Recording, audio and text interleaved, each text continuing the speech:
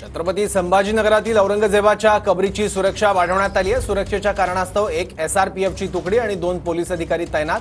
औरंगजेबाच्या कबरीजवळ पोलीस बंदोबस्त वाढवलाय। मिलिंद एकबोटे यांना 5 एप्रिलपर्यंत जिल्हा बंदीचे आदेशही देण्यात आले आहेत। औरंगजेबाची कबर नष्ट करण्याचा इशारा मिलिंद एकबोटे यांनी दिला होता। याबद्दल आणखी माहिती घेऊयात। आपले प्रतिनिधी दत्ता कनवटे आता आपल्या सोबत आहेत। दत्ता, काय स्थिती आहे आता औरंगजेबाची कबर ज्या भागात आहे त्या परिसरातली? ज्या ठिकाणी औरंगजेबाची कबर आहे त्या ठिकाणी मी सध्या आलेलो आणि आपण बघू शकता की या ठिकाणी कडेकोट पोलीस बंदोबस्त जो आहे तो देण्यात आलेला आहे। पोलीस आपल्याला या ठिकाणी बसलेले पाहायला मिळतात। कबरीबरोबरच संपूर्ण शहरात खुलताबादलाही बंदोबस्त ठेवण्यात आलेला आहे। 100 पेक्षा जास्त अधिकारी कर्मचारी बंदोबस्तासाठी लावण्यात आलेले आहेत। आपण हे जे दृश्य बघतात इथे पुढे उजव्या बाजूला आतमध्ये औरंगजेबाची कबर आहे आणि त्याच बाजूला जैनुद्दीन शिराजी नावाचे जे औरंगजेबाचे गुरु होते त्यांची सुद्धा कबर आहे आणि त्यांच्याच शेजारी औरंगजेबाची ही कबर असल्याचं आपल्याला पाहायला मिळते आणि कबरीच्या भोवती हा बंदोबस्त देण्यात आलेला आहे।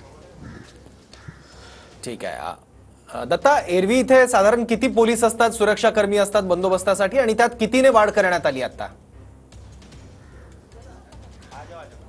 खरं तर पूर्वी फक्त 2च पोलीस कर्मचारी या ठिकाणी बंदोबस्तासाठी असायचे।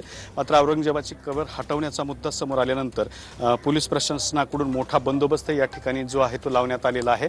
आणि आपण जर आता समोर बघितलं तर आपल्या समोर इथं 5 ते 6 कर्मचारी दिसत आहेत। बाहेरचं जे मेन गेट आहे तिथे सुद्धा 10 ते 12 कर्मचारी आहेत आणि संपूर्ण खुलताबाद शहरात जर आपण बघितलं तर सगळीकडे 100 पेक्षा जास्त पोलिसांचा बंदोबस्त या ठिकाणी लावण्यात आला असल्याचं सुद्धा आपल्याला पाहायला मिळत आहे। संजय शिरसाट असतील, मिलिंद एकबोटे असतील किंवा इतर हिंदुत्ववादी संघटना किंवा नेते असतील त्यांच्याकडून सातत्याने ही कबर उकरून टाकण्याचा जो वक्तव्य केली जात आहे त्या वक्तव्यानंतर हा सगळा मोठ्या प्रमाणात पोलीस बंदोबस्त या ठिकाणी लावण्यात आलेला आहे की कुणीही या ठिकाणी येऊन अनुचित प्रकार करू नये या संदर्भातली ही सगळी काळजी जी आहे ती या ठिकाणी घेतली जात आहे।